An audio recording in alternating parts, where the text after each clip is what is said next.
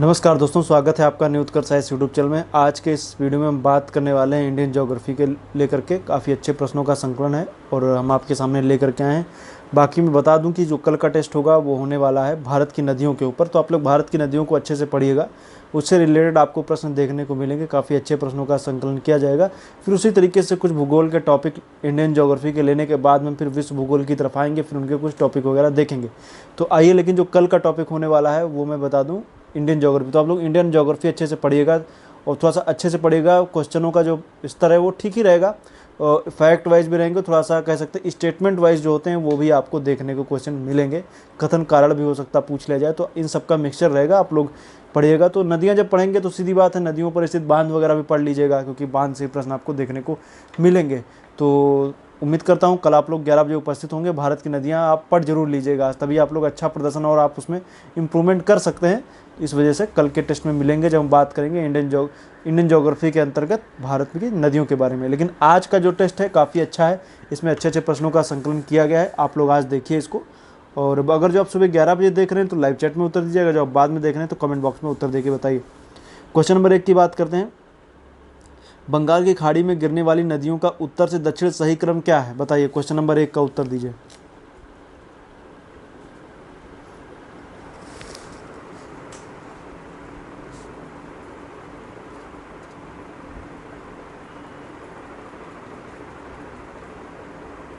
तो जब बात की जाएगी बंगाल की खाड़ी में, तो सबसे पहले देखेंगे आएगी ब्राह्मणी, ब्राह्मणी के बाद सबसे पहले आएगी वैतराड़ी, वैतराड़ी के बाद ब्राह्मणी, ब्राह्मणी के बाद फिर आएगी महानदी। तो सही हो जाएगा पहले का सी, 2 3 1, 2 3 1 पहले का है, सी ऑप्शन सही हो जाएगा। क्वेश्चन नंबर 2 की बात करेंगे। निम्न में से कौन सा राज्य भूटान से सीमा नहीं बनाता है, बताइए।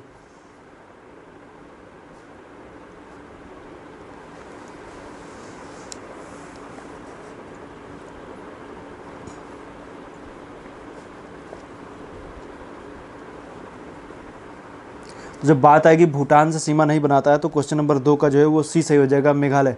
मेघालय से सीमा नहीं बनाता है। क्वेश्चन नंबर 3 की बात करेंगे। तांबे के लिए प्रसिद्ध तरेगांव व मजलखंड किस राज्य में स्थित हैं? क्वेश्चन नंबर 3 का उत्तर दीजिए।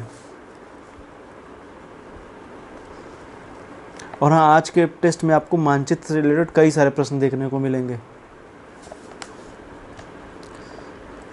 तरेगांव व मजलखंड मध्य प्रदेश में। क्वेश्चन नंबर 3 का डी सही है। क्वेश्चन नंबर 4 है, केन किसकी सहायक नदी है? ये फैक्चुअल क्वेश्चन है, आप लोग इनको तैयार कीजिए और ये सब प्रश्न आपको परीक्षाओं में मिल भी सकते हैं। तो केन किसकी सहायक नदी है? केन जो है वो यमुना की सहायक नदी। क्वेश्चन नंबर 4 का ये सही है। क्वेश्चन नंबर 5 की बात करेंगे। सिक्किम से गुजरने वाला अक्षांश निम्न में से किस एक राज्य से होकर भी गुजरेगा?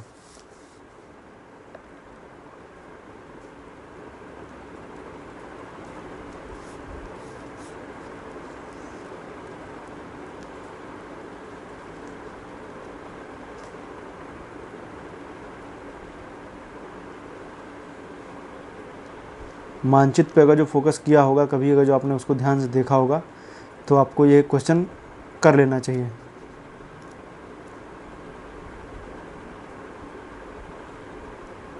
देखिए, जब भारत का मैप देखेंगे तो भारत के मैप में सिक्किम को देखिए और सिक्किम के साथ में देखेंगे तो एक पैरेलल रेखा खींचिए और सिक्किम से होते हुए, और एक वो रेखा आप देखिए किन किन राज्यों से होकर के जा रही है।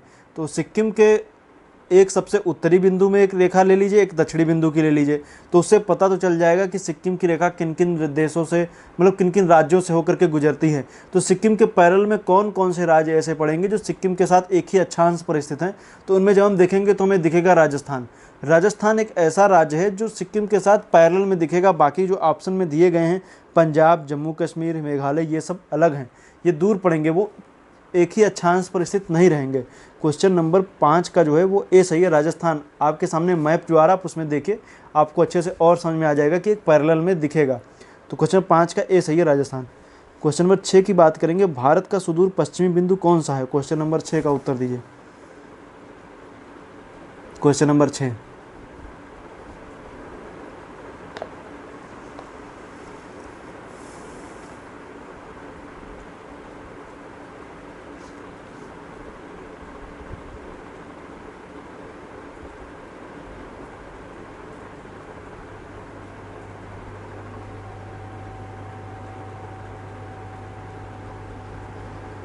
क्वेश्चन नंबर 6 की जब बात करेंगे तो देखेंगे तो भारत का जो पश्चिमी सीमा कहाँ तक है, तो देखेंगे तो 68 डिग्री 7 मिनट तक है।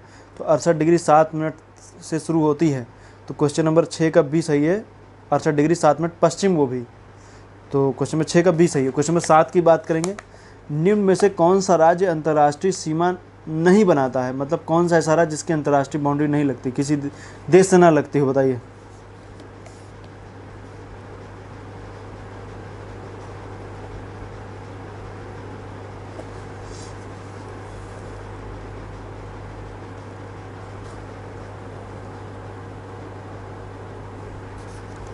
तो जब बात की जाएगी क्वेश्चन नंबर 7 की, तो देखिए मिजोरम, मणिपुर, उत्तराखंड, तो मिजोरम वगैरह भी देखेंगे तो सीमा बनाते हैं, मणिपुर भी बनाता है और उत्तराखंड भी बनाता है। उत्तराखंड की तो देखिए चीन से भी लगती है, नेपाल से भी लगती है। मणिपुर की देखेंगे तो वो म्यांमार से लगती है। मिजोरम का भी वही है। और बाकी हरियाणा की किसी से सीमा नहीं लगती है। क्वेश्चन नंबर 7 का जो है वो सी सही है, हरियाणा। क्वेश्चन नंबर 8 की बात करेंगे, पूर्वोत्तर भारत का कौन सा राज्य सर्वाधिक राज्यों से सीमा बनाता है, बताइए। जो 7 सिस्टर स्टेट हैं उनमें बताइए।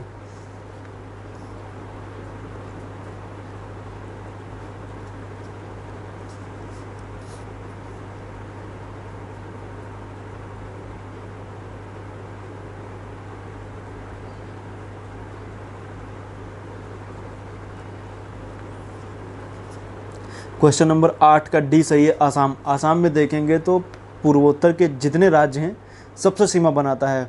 आप पूर्वोत्तर में जितने भी राज्य लेंगे, चाहे वो अरुणाचल प्रदेश हो, चाहे वो मेघालय हो, सभी से सीमा आसाम की लगती है। तो क्वेश्चन नंबर 8 का जो है वो डी सही है, आसाम। क्वेश्चन नंबर 9 की बात करेंगे, निम्न में से कौन सा राज्य 3 देशों से सीमा साझा करता है, तो बताइए कौन सा ऐसा राज्य जो 3 देशों से सीमा साझा करता है। जो ऑप्शन में दिए गए उनके हिसाब से बताइए।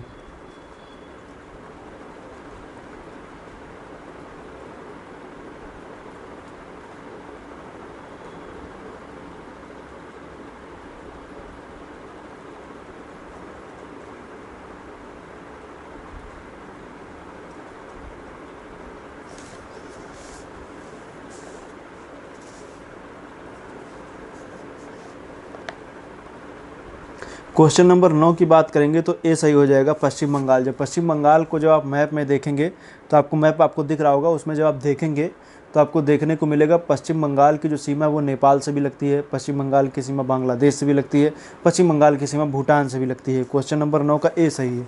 क्वेश्चन नंबर 10 की बात करेंगे, किस भारतीय राज्य की सबसे लंबी सीमा म्यांमार से लगती है।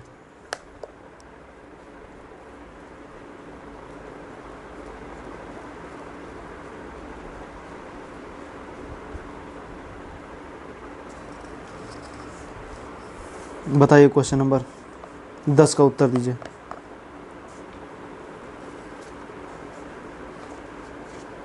क्वेश्चन नंबर 10 का डी सही है, अरुणाचल प्रदेश। अरुणाचल प्रदेश की सबसे लंबी सीमा है जो लगती है किससे, म्यांमार से। क्वेश्चन नंबर 11 की बात करेंगे, अरावली श्रेणियों का निर्माण किस युग में हुआ था।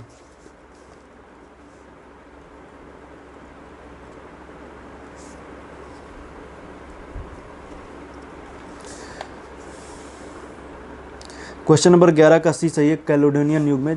कैलेडोनियन युग में जब कैलेडोनियन हलचल हम पढ़ते हैं तो उसमें हमें देखने को मिलता है कि अरावली का निर्माण हुआ था। क्वेश्चन नंबर 11 का जो है वो सी सही है, कैलेडोनियन युग।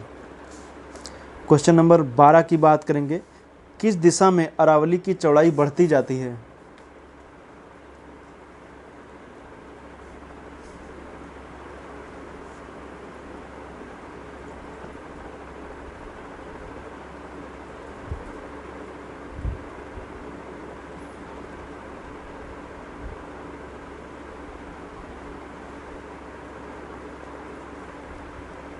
जब हम अपने जब देखेंगे अरावली की, जो दिल्ली से ले करके जब आप नीचे की तरफ जाएंगे राजस्थान तक, तो उस साइड में देखेंगे चौड़ाई क्या होगी, बढ़ती जाएगी। तो जब दिशा की बात करेंगे तो वो कौन सी हो जाएगी, वो उत्तर पूर्व से दक्षिण पश्चिम की ओर जाएगी। इस दिशा में इस तरीके से क्या होती है, वो कम होती जाती है। तो जो सही हो जाएगा 12 का जो है वो ए सही है, उत्तर पूर्व से दक्षिण पश्चिम की ओर। क्वेश्चन 12 का ए सही है। क्वेश्चन नंबर 13 की बात करेंगे, निम्न में से कौन सी दक्षिण भारत की सबसे ऊंची चोटी है। आसान सा प्रश्न है और परीक्षा में पूछ भी लिया जाता है, कभी कदार आ जाता है। देखिए, आसान प्रश्नों को गलत मत कीजिए, कठिन को सही करने की कोशिश कीजिए। कठिन गलत हो जाएगा। एक तो ऐसे आते हैं जो कभी सही नहीं हो पाते हैं, तो उन पर ज़्यादा फोकस करने की उतनी ज़रूरत नहीं कि आप एक दो क्वेश्चन के चक्कर में अलग ही आंकड़े पढ़ते चले जा रहे हैं। तो लेकिन जो आसान आपके कभी गलत नहीं होने चाहिए। तो क्वेश्चन नंबर 13 का जो है वो बी सही है, अनाईमुड्डी। तो अन्नामलाई की सबसे ऊंची चोटी जो है वो अनाईमुड्डी है। क्वेश्चन नंबर 13 का जो है वो बी सही है। क्वेश्चन नंबर 14 की बात करेंगे, सेवराय पहाड़ी किस राज्य में स्थित है?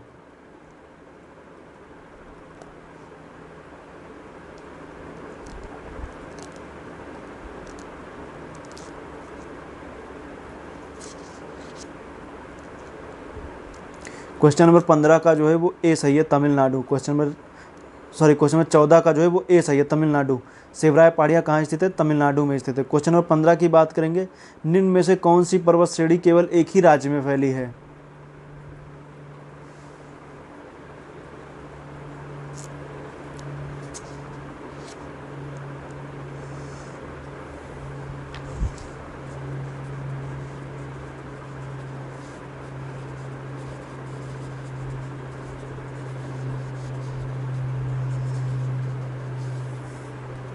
तो अजंता जो है वो केवल एक ही राज्य में फैली, बाकी सब अन्य अन्य राज्यों में फैली है। क्वेश्चन नंबर 16 की बात करेंगे, मेघालय का पठार किसका भाग है या किसका हिस्सा है?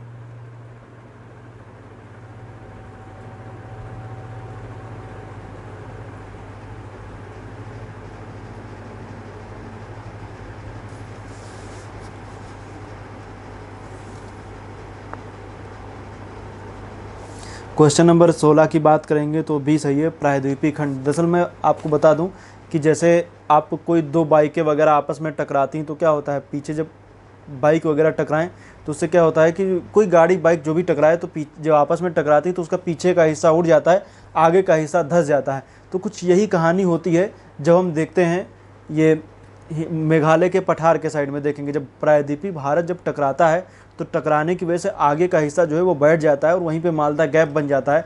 और मालदा गैप से अलग होकर के कौन बन जाता है, हिस्सा किसका है, मतलब जो मेघालय का पठार हिस्सा प्रायद्वीपीय भारत का थे, लेकिन वहीं से टूट गया, मालदा गैप से वो क्या हो गया, अलग हो गया, लेकिन हिस्सा वही हो, पीछे का हिस्सा उठ गया।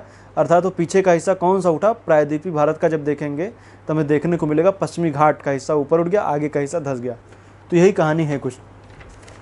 तो मेघालय का पठार प्रायद्वीपीय भाग का हिस्सा है, प्रायद्वीपीय भारत का हिस्सा है। 16 का भी सही। क्वेश्चन नंबर 17 की बात करेंगे, किन दो नदियों के मध्य का क्षेत्र पंजाब हिमालय कहलाता है?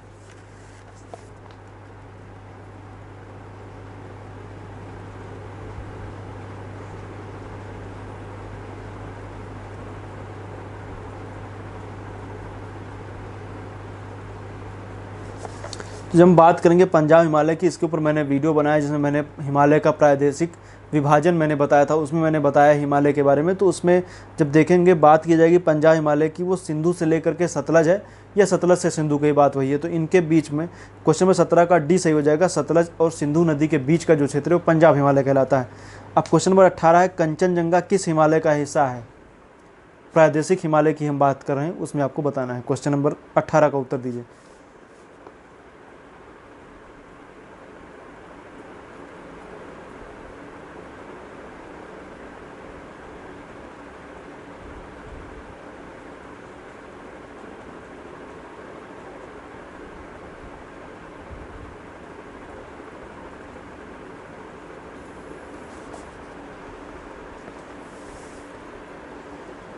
तो कंचनजंगा किस हिमालय का हिस्सा है? तो नेपाल हिमालय का हिस्सा है। क्वेश्चन नंबर जो 18 का है वो ए सही हो जाएगा, नेपाल हिमालय।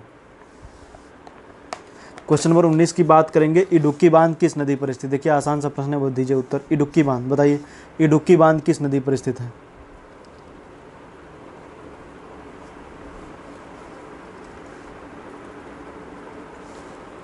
इडुक्की बांध पेरियार नदी पर स्थित है। क्वेश्चन नंबर 19 का ए सही है, पेरियार। क्वेश्चन नंबर 20 की बात करेंगे, टिहरी जल विद्युत परियोजना किस नदी पर स्थित है?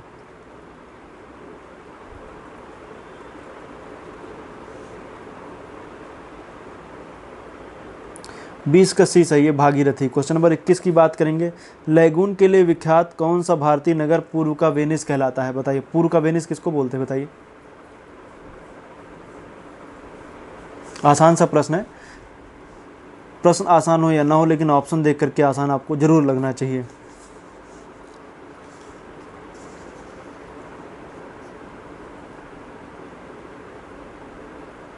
पूर्व का वेनिस जो बोलते हैं वो बोलते हैं कोचीन को, केरल के कोचीन को। अलेप्पी भी पास में, उसको भी बोलते हैं।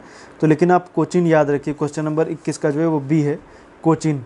क्वेश्चन नंबर 22 की तरफ हम आ गए हैं। आप लोग अंत में हमें ये जरूर बताइएगा कि आपके कुल कितने प्रश्न सही हुए। क्वेश्चन नंबर 22 की बात करेंगे, भारत के निम्नलिखित महानगरों में कहाँ सर्वाधिक तापांतर पाया जाएगा।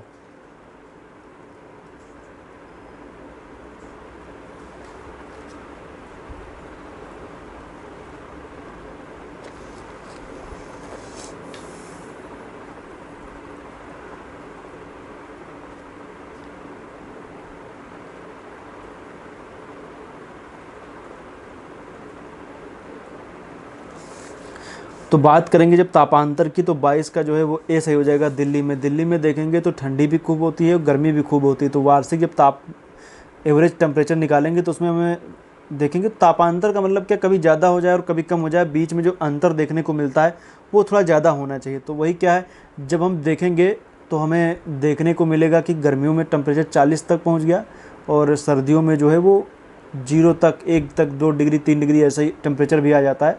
तो बीच में टेम्परेचर जो है बहुत ज़्यादा वैरी करता है। बाकी जब आप देखेंगे मुंबई में, तो मुंबई में चाहे गर्मी हो चाहे सर्दी हो, उसमें बहुत ज़्यादा अंतर देखने को ताप में अंतर देखने को नहीं मिलता। सर्वाधिक ताप में जो अंतर देखने को मिलता है वो मिलता है दिल्ली में। तो दिए गए ऑप्शन के हिसाब से हम बता रहे हैं, क्वेश्चन 22 का जो है वो ए दिल्ली सही है। बाकी बात करेंगे रेगिस्तानों में, तो वहाँ भी तापांतर काफ़ी देखने को मिलता है। वहाँ पे तो दैनिक तापांतर थोड़ा ज़्यादा होता है। अभी ऑप्शन में पूछ लें कि निम्न में से कहाँ दैनिक तापांतर सर्वाधिक ज़्यादा होगा, ऑप्शन में दे दें, उसी में एक ऑप्शन जैसलमेर दे दें तो जैसलमेर ऑप्शन सही हो जाएगा। तो इस तरीके से प्रश्न आपको परीक्षाओं में पूछे जा सकते हैं। क्वेश्चन नंबर 23 की बात करेंगे, लाल मिट्टी कहाँ की विशिष्टता नहीं है।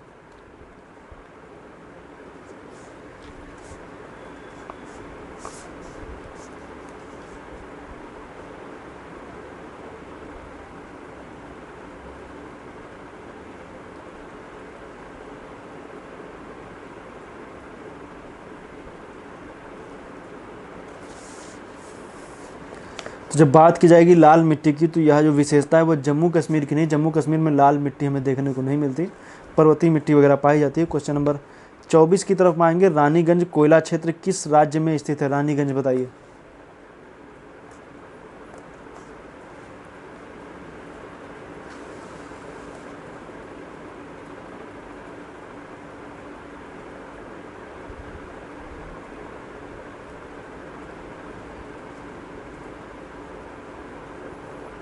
रानीगंज पश्चिम बंगाल में स्थित है।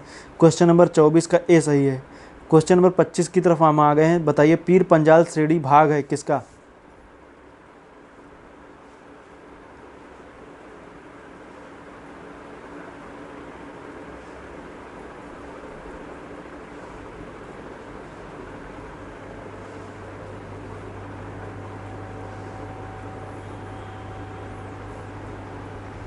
तो पीर पंजाल श्रेणी की बात करेंगे तो पीर पंजाल श्रेणी लघु हिमालय का भाग है। तो क्वेश्चन नंबर 25 का जो है वो डी सही है, लघु हिमालय। तो आज का टेस्ट तो यहीं पर ख़त्म हुआ। जब कल के टेस्ट में हम मिलेंगे तब भारत की नदियों को लेकर के आएंगे। भारत की नदियों से रिलेटेड हम प्रश्न जो लेकर के आएंगे काफ़ी अच्छे होने वाले हैं। नदियों के ऊपर काफ़ी अच्छे से प्रश्न बनाए जाएंगे। तो आपको टॉपिक वाइज जो ऐसे होता नहीं, कभी कभार नदियों से प्रश्न गलत हो जा रहे हैं, अलग सा कुछ हट के पूछ लिया गया या ऐसा पूछ लिया गया, तो आपको काफ़ी गहराई में प्रश्नों को लेकर के जाएंगे। और जो ऐसा भी नहीं कि बिल्कुल लीक से हट के प्रश्न नहीं देंगे, अच्छे अच्छे प्रश्नों का संकलन लेकर के आएंगे। क्योंकि भारत का भूगोल, आप भूगोल में जब पढ़ेंगे तो आपको भारत का भूगोल तो अच्छे से पढ़ना ही पड़ता है। तो भारत के भूगोल में ही काफ़ी अच्छे से ये टॉपिक को हम कवर करेंगे, भारत की नदियाँ। तो कल का टेस्ट भारत की नदियाँ सुबह 11 बजे आप उपस्थित हो जाएगा। तो आज के लिए इतना ही, मिलेंगे कल के वीडियो में। तब तक के लिए आपका बहुत बहुत धन्यवाद। अंत में हमें ये जरूर बता दीजिए कि आपके कुल कितने प्रश्न सही हुए।